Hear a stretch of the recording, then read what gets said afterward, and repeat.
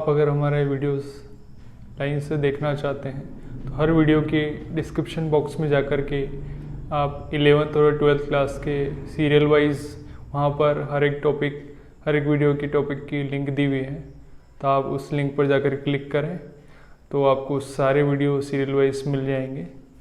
तो इस प्रकार से आप आसानी से हमारे वीडियो को देख सकते हैं। चलिए फ्रेंड्स, आज के इस वीडियो में हम जो सॉलिड स्टेट का जो पहला टॉपिक डिस्कस करने वाले हैं, मैग्नेटिक प्रॉपर्टी ऑफ सॉलिड। ठोस के अंदर जो चुंबकीय गुण होते हैं उनके बारे में आज डिस्कस करेंगे। तो चलिए इसकी शुरुआत करते हैं। पहला जो टॉपिक है मैग्नेटिक प्रॉपर्टी ऑफ सॉलिड। अब ये क्या होती है? ठोस पदार्थों में चुंबकीय गुण। तो इसके कुछ पॉइंट्स हैं, वो देख लेते हैं। हर एक पदार्थ की बात करें, है ना, कोई पदार्थ हो सकता है, ठोस पदार्थ है, उसके साथ क्या होता है, कुछ चुंबकीय गुण संबंधित होते हैं। मतलब कि चुंबकीय जो प्रॉपर्टी है, मैग्नेटिक प्रॉपर्टी, वो हर एक पदार्थ के साथ क्या होती है, उससे संबंधित होती है, कहीं ना कहीं उससे जुड़ी हुई होती है। सेकेंड पॉइंट की बात करें तो इन गुणों की उत्पत्ति क्या होती है? इलेक्ट्रॉन के कारण होती है। अब जो कोई ठोस पदार्थ है उसके अंदर जो मैग्नेटिक प्रॉपर्टी चुंबकीय गुण आ रहा है वो किस कारण से आ रहा है? इलेक्ट्रॉन के कारण आता है। ठीक है। नेक्स्ट पॉइंट की बात करें, परमाणु में उपस्थित प्रत्येक इलेक्ट्रॉन क्या होता है? एक शुष्क चुंबक की भांति व्यवहार करता है। जब किसी ठोस पदार्थ के अंदर क्या हो रहा है, इलेक्ट्रॉन के कारण क्या हो रही है, उसमें मैग्नेटिक प्रॉपर्टी आ रही है, चुंबकीय गुण आ रहा है, तो इसलिए क्या होगा, वो जो पदार्थ में उपस्थित परमाणु है ना, वो क्या करेगा, उसका जो पदार्थ में उपस्थित जो परमाणु है उसमें उपस्थित जो इलेक्ट्रॉन है वो क्या करेगा, एक छोटे से चुंबक या अति सूक्ष्म चुंबक की भांति क्या करता है, व्यवहार करता है। अगले पॉइंट की बात करें, पदार्थ का जो चुंबकीय आघूर्ण है, चुंबकीय आघूर्ण मतलब कि इलेक्ट्रॉन का जो चक्रण है ना, कोई भी पदार्थ का जो चुंबकीय गुण होता है वो उसकी किस पर निर्भर करता है, उसके चुंबकीय आघूर्ण या इलेक्ट्रॉन के चक्रण पर डिपेंड करता है। ठीक है। अब जिसकी उत्पत्ति क्या होती है, इलेक्ट्रॉन की दो प्रकार गतियों से होती है ना। पदार्थ के चुंबकीय आघूर्ण की जो उत्पत्ति है ये कैसे होगी, इसके इलेक्ट्रॉन के दो प्रकार की गति से होती है, मोशन से होगी। वो देखते हैं दो प्रकार गति किस प्रकार हो सकती है। पहली अगर बात करें तो नाभिक के चारों ओर क्या हो रही है, कक्षीय गति हो रही है। मतलब नाभिक है, इसके चारों ओर क्या विभिन्न कक्षाएं दिख रही है, इसमें इलेक्ट्रॉन क्या कर रहे हैं, गति कर रहे हैं, मूवमेंट कर रहे हैं। ठीक है। तो जब मूवमेंट करके दिख रही है, ये नाभिक है, न्यूक्लियस, और इसके चारों ओर क्या विभिन्न कक्षा है, इसमें क्या हो रहा है, इलेक्ट्रॉन गति कर रहे हैं। तो यहाँ पर क्या हो रहा है कि इलेक्ट्रॉन क्या हो रहा है, अब इस नाभिक के अक्ष पर, इस नाभिक के क्या हो रहा है, कक्षा में घूम रहा है, कक्षा में चक्कर लगा रहा है। अब सेकंड जो किस प्रकार से हो सकती है ये गति इलेक्ट्रॉनों की, चुंबकीय आघूर्ण, पदार्थ के चुंबकीय आघूर्ण की जो उत्पत्ति है, एक तो इस तरीके से चुंबकीय आघूर्ण उत्पन्न हो सकता है उत्पन्न। अब सेकंड जो क्या है, अपने अक्ष पर अगर क्या हो, इलेक्ट्रॉन क्या करें, अपने अक्ष पर चक्रण करें या घूमें। तो देखो इसके अंदर क्या हो रहा है, इस फिगर के अंदर क्या हो रहा है, ये नाभिक है, और क्या इस नाभिक के खुद के ही अक्ष पर क्या हो रहा है, इलेक्ट्रॉन चक्कर लगा रहे हैं। तो इस प्रकार का ये दो प्रकार से क्या हो सकता है, चुंबकीय आघूर्ण या मैग्नेटिक मोमेंट क्या हो सकता है, उत्पन्न हो सकता है ना। अब एक एग्जाम्पल से बताऊंगा। जैसे मान लीजिए ये देखो, नाभिक के चारों के इलेक्ट्रॉन क्या हो रहा है, एक तो कक्ष पर गति कर रहा है, कक्षाओं में गति कर रहा है, और यहाँ पर क्या हो रहा है, खुद के अक्ष पर ही घूम रहा है। जैसे कि आपने पृथ्वी को देखा हो, तो यहाँ पर क्या हो रहा है, मान लीजिए कि पृथ्वी क्या हो रही है, इस सूर्य की ये केंद्र पर, केंद्र में मान लीजिए सूर्य, तो इसके चारों ओर क्या विभिन्न कक्षाओं में गति कर रही है, कक्षीय गति कर रही है पृथ्वी। और यहाँ पर क्या हो रहा है, यहाँ पर जो पृथ्वी है वो अपने खुद के अक्ष पर ही क्या हो रही है, घूम रही है। ठीक है। चलिए अब अगला जो इसमें टॉपिक है क्या है, on the basis of magnetic property, मतलब कि चुंबकीय गुणों के आधार पर substance can be classified into 5 categories. मतलब कि जो ठोस पदार्थ है ना, उसको उसकी चुंबकीय जो गुण है उसके आधार पर कितने कैटेगरीज में, 5 प्रकारों में क्या गया है, क्लासिफाई वर्गीकृत किया गया है। ठीक है। पहला जो इसका टाइप है वो क्या है, पैरामैग्नेटिक सब्सटेंस, ये जिसको बोला जाता है अनुचुंबकीय पदार्थ। अब ये क्या होता है, तो ऐसे ठोस पदार्थ जो क्या होते हैं चुंबकीय क्षेत्र में, अगर कोई भी ऐसे ठोस पदार्थ है जिनका रख दिया जाए बाह्य चुंबकीय क्षेत्र में रख दिया जाए, मतलब इनके आसपास क्या लग दिया चुंबक लगा दी जाए, तो बाह्य चुंबकीय क्षेत्र में रखे जाने पर क्या होते हैं, ये क्या होते हैं उसकी ओर आकर्षित होते हैं। अब ऐसा क्यों होता है, तो ऐसे इसलिए होता है क्योंकि वो ऐसे पदार्थ के परमाणु, अब ऐसा क्यों होता है, तो कोई भी जो पदार्थ है उसके परमाणु हो सकते हैं, पदार्थ में या तो परमाणु हो सकता है, अणु हो सकता है या आयन, तो उस आयन में परमाणु अणु या आयन में उपस्थित क्या होते हैं अयुग्मित इलेक्ट्रॉन, यहाँ पर पदार्थ के अंदर क्या पाए जा रहे हैं अयुग्मित या अनपेयर्ड इलेक्ट्रॉन पाए जा रहे हैं। उसकी उपस्थिति के कारण क्या होता है,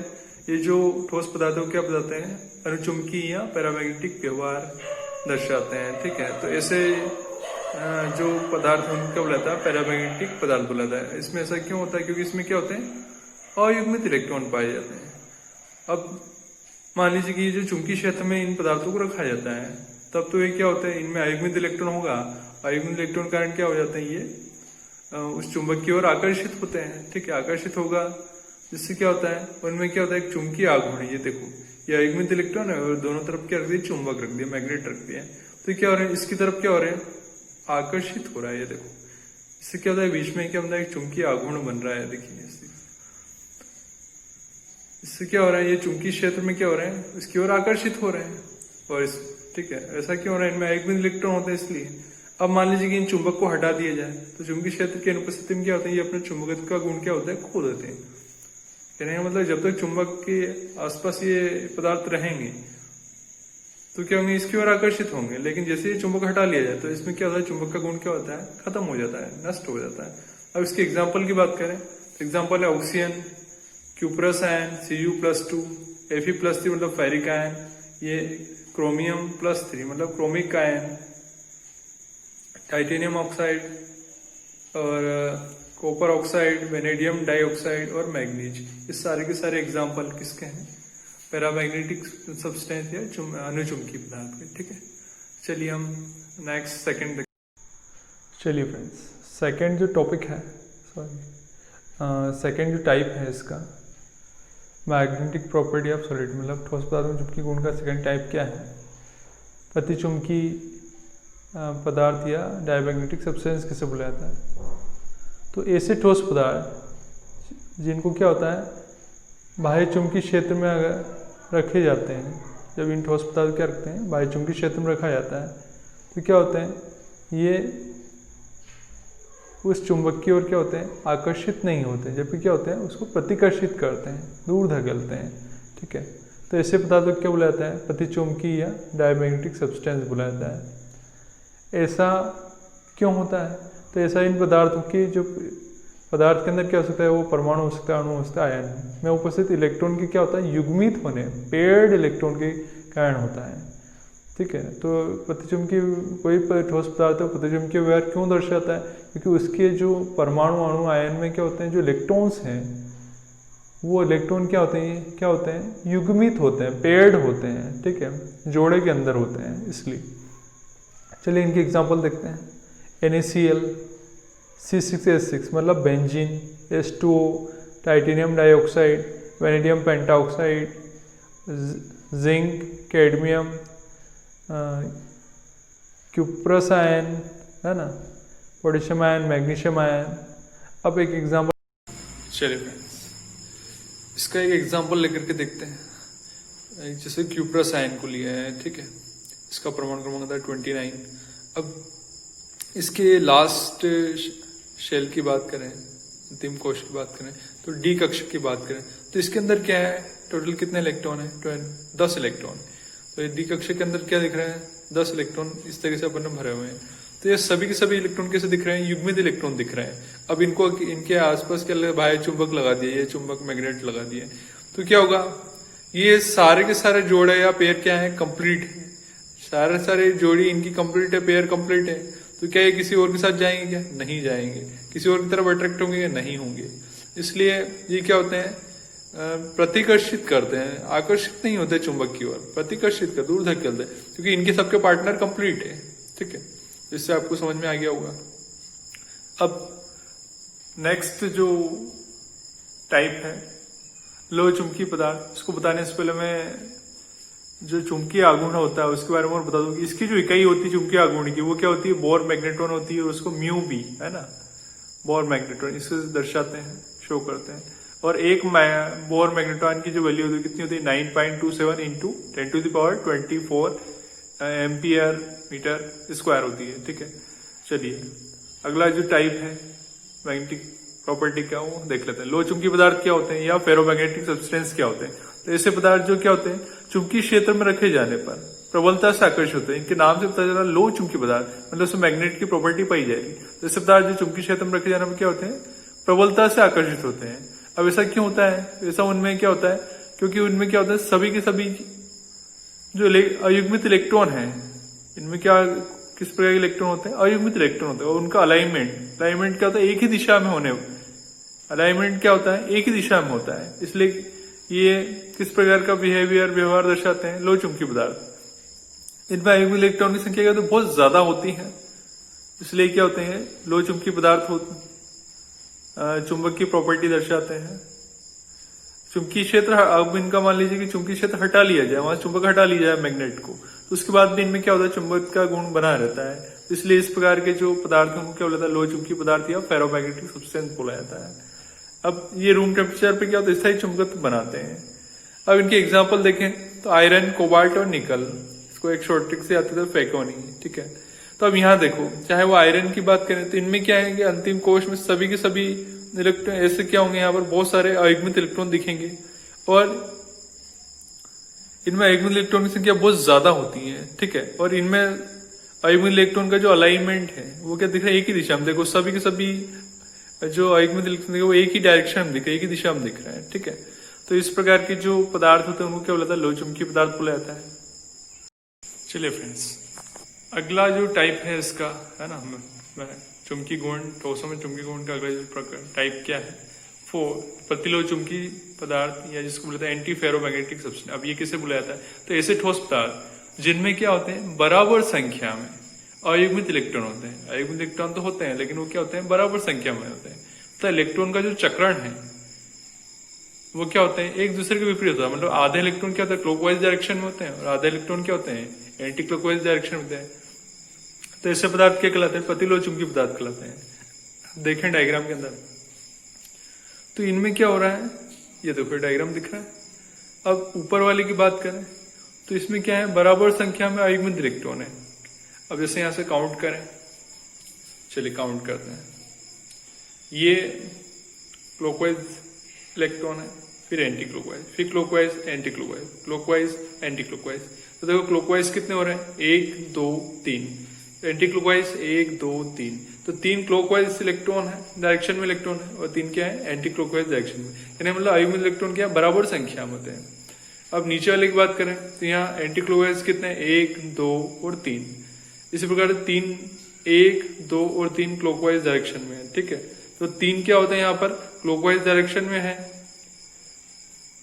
तो 3 क्लॉकवाइज डायरेक्शन में इलेक्ट्रॉन है, और 3 क्या है, एंटी क्लॉकवाइज डायरेक्शन में। तो कहने का मतलब ये है कि ऐसे ठोस पदार्थ जिनमें क्या होते हैं, बराबर संख्या में अयुग्मित इलेक्ट्रॉन होते हैं, अयुग्मित इलेक्ट्रॉन की संख्या बराबर होती है, तथा इनका चक्रण या स्पिन जो क्या होता है, एक दूसरे की अपोजिट होता है। मतलब एक इलेक्ट्रॉन क्लॉकवाइज होगा, दूसरा क्या होगा, एंटी क्लॉकवाइज होता है। इसके एग्जाम्पल देखें, MnO manganese oxide, MnO2 Mn manganese dioxide, MnO3 manganese trioxide, iron oxide, Fe2O3।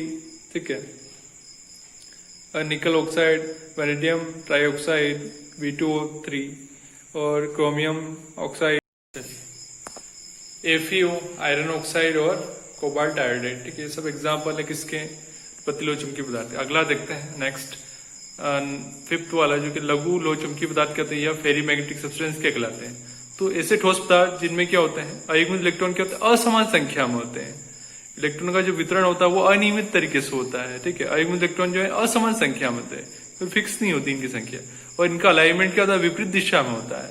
और एक और इनकी इंपॉर्टेंट बात है कि चुंबकीय आघूर्ण इनका क्या होता है, शून्य नहीं होता है।